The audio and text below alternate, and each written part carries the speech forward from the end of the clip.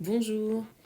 Alors suite à notre petite vidéoconférence de ce matin, il semble que vous souhaitez que je vous refasse le bilan pour le circuit RL série. Donc la situation, on a un générateur de tension sinusoïdale qui alimente en série une bobine d'inductance L et une résistance R. L'intensité est la même à travers les deux dipôles. On appelle la tension U aux bornes de l'ensemble et on pourra appliquer la loi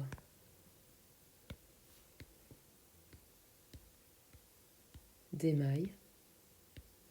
Comme on a une tension UL ici, UR là, on pourra écrire que d'après la loi d'émail, petit u c'est égal à UR plus UL. On a vu que c'était équivalent à dire que, point de vue vecteur de Fresnel, le vecteur de Fresnel associé à U est égal au vecteur de Fresnel associé à UR plus le vecteur de Fresnel associé à l'inductance L. Donc, si on fait le tracé en représentant l'origine des phases, suivant l'horizontale, on va pouvoir y représenter le vecteur I pour l'intensité, qui va dans cette direction-là. Donc on considérera sous-entendu que la phase à l'origine de l'intensité sera égale à 0. Conséquence, si on représente le vecteur UR, donc lui c'est facile, hein, pour une résistance on sait que le déphasage entre U et I pour une résistance est nul. Donc on va pouvoir représenter un vecteur qui va dans la même direction pour le vecteur de Fresnel associé à la résistance.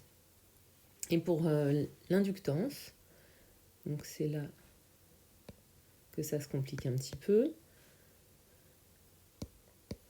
Donc pour la phase à l'origine pour une inductance. Alors petit rappel, moyen mnémotechnique, dans une bobine, il faut laisser le temps au courant de parcourir la bobine, donc c'est U qui est en avance sur I.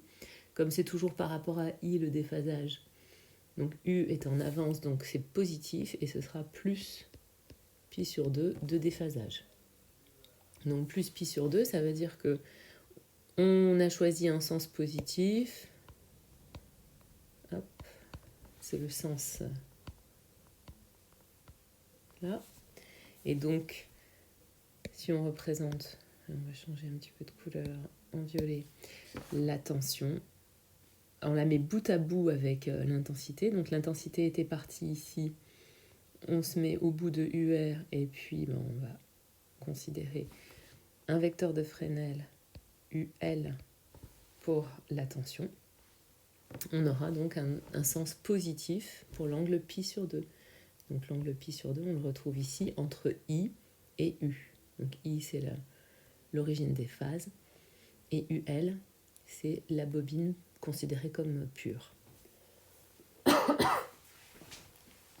On continue, j'espère que c'est que les pollens. On continue en faisant la somme des deux vecteurs, puisque U, c'est la somme du vecteur UR plus le vecteur UL. Donc je les somme. Donc évidemment tout ça, moi j'ai pas de règle là.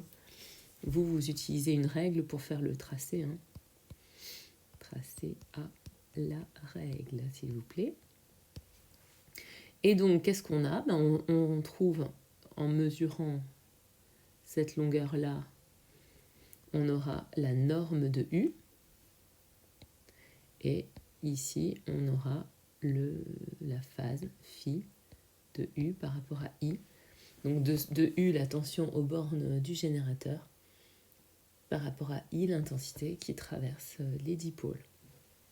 Donc c'est là que on va appliquer les fameux théorèmes de Pythagore et formules trigonométriques. Donc Pythagore nous dit quoi ? Que U au carré, c'est la somme de UR au carré plus UL au carré. Alors je repars en noir. U, c'est quoi? C'est Z équivalent, donc le dipôle équivalent à l'association des deux. Hein. Donc l'équivalent, c'est ça, Z équivalent. C'est l'association de L et R en série. Fois I, on applique la loi d'Ohm en sinusoïdal. Au carré, c'est égal à RI carré. Donc ça, c'est la loi d'Ohm du continu qui est valable aussi en sinusoïdal. Plus L oméga fois I au carré.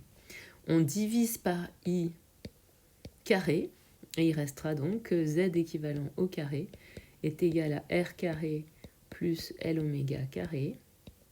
N'oubliez pas de mettre une parenthèse puisque le carré porte sur le L et le oméga. Et comme c'était au carré, ben, ça va faire racine de tout ça.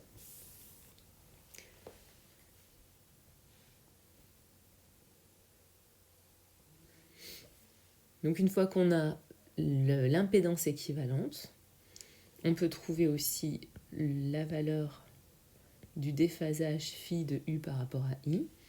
Donc la tangente de phi, c'est côté opposé, c'est-à-dire UL, sur côté adjacent, c'est-à-dire UR. Attention, UL ici est bien dans le sens positif puisqu'il est vers le haut, donc on met un plus devant. UR est vers la droite, donc dans le sens positif aussi, donc on met un plus. S'ils avaient été vers le bas ou vers la gauche, on aurait mis un moins devant. Donc ici, UL, on avait dit que c'était L oméga fois I. Et UR, c'est RI. En divisant, enfin en se débarrassant de I, en fait, on a L oméga divisé par R. Et donc phi se calcule en faisant tangente moins 1, ou arc tangente, de L oméga sur R. Donc voilà comment on retrouve les principales formules de l'impédance et du déphasage entre U et I. Donc attention, c'est de U par rapport à I, hein, et je vous disais de changer d'ailleurs dans tout le cours. L'erreur de frappe, c'est pas de I par rapport à U, mais c'est bien en prenant tout par rapport à I. Voilà, j'espère que c'est clair. N'hésitez pas à me poser des questions par le groupe de travail. À bientôt.